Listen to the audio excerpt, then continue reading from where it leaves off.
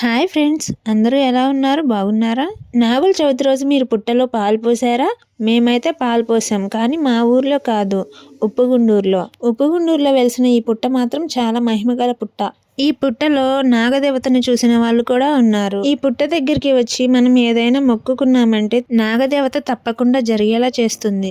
ఈ పుట్ట సుబ్రహ్మణ్యేశ్వర స్వామి గుడిగా పిలువబడుతుంది. గర్భగుడిలో సుబ్రహ్మణ్యేశ్వర స్వామి విగ్రహం ఉంటుంది. రోడ్ కి ఒకవైపున సుబ్రహ్మణ్యేశ్వర స్వామి గుడి, ఇంకో వైపున కొలను ఉంటుంది. నాగుల చవితి రోజున ఉపవాసం ఉన్న భక్తులందరూ ఈ కొలనులోకి వచ్చి బిందెతో నీళ్లు తీసుకొని సుబ్రహ్మణ్యేశ్వర స్వామి గుడి చుట్టూరా ఆరబోస్తారు. ఇది గుడికి ఎదురుగా గుడికి వచ్చే దారిలో అటువైపు ఇటువైపు చెరువు ఉంటుంది. ఈ చెరువులో నీళ్ళే ఈ ఊరి వాళ్ళకి వదులుతారు. చెరువు చూసారా ఎంత బాగుందో? ఈ చెరువుకి ఎదురుగానే సుబ్రహ్మణ్యేశ్వర స్వామి పుట్ట ఉంటుంది. సుబ్రహ్మణ్యేశ్వర స్వామి గుడి ఒకటే కాదండోయ్, ఆంజనేయ స్వామి గుడి, ఇంకా సాయిబాబా గుడి కూడా ఉన్నాయి. మా బాబు మాత్రం ఈ సుబ్రహ్మణ్యేశ్వర స్వామి ఆలయంలో చాలా బాగా ఎంజాయ్ చేశాడు. సుబ్రహ్మణ్యేశ్వర స్వామి కొలనులో చేపలు కూడా ఉంటాయి, చిన్న చిన్న చేపలు.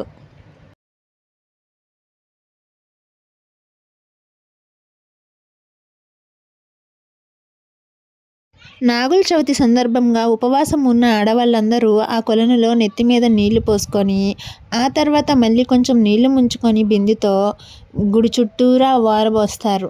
ఆ తర్వాత బియ్యపిండితో ముగ్గు వేసి, కుంకుమ పసుపు వేసి జ్యోతి వెలిగిస్తారు. ఆ జ్యోతి వెలిగించేటప్పుడు పసుపు ముద్దతో గౌరీదేవిని కూడా చేస్తారు. తాంబూలం పెడతారు దీపం ముందు. దీపం వెలిగించటం అయిపోయిన తర్వాత పుట్ట దగ్గరికి వెళ్ళి పాలు, కుంకుమ, పసుపు పుట్ట మీద వేస్తారు.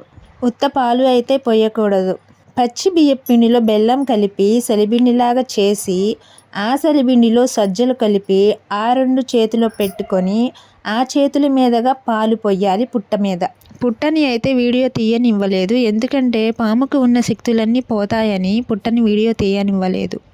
అక్కడి నుంచి మేము ఎదురుగా ఉన్న ఆంజనేయ స్వామి గుడికి వెళ్ళాము. ఇదే ఆంజనేయ స్వామి గుడి. ఆంజనేయ స్వామి గుడి పక్కనే సాయిబాబా గుడి ఉంటుంది. భక్తులందరూ కూడా పూజ అయిపోయిన తర్వాత ఆంజనేయ స్వామి గుడిలో ఆంజనేయుని, సాయిబాబా స్వామిని ఇద్దరిని కూడా దర్శించుకున్నారు.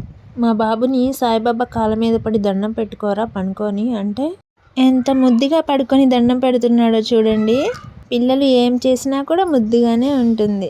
దండం పెట్టింది చాలు, ఇంకా లెగవరా అంటే లెగవనే లేదు మా బాబు. చాలాసేపు పడుకున్నాడు. ఇంకా తర్వాత మా పాప చేత కూడా సాయిబాబాకి దండం పెట్టించాము.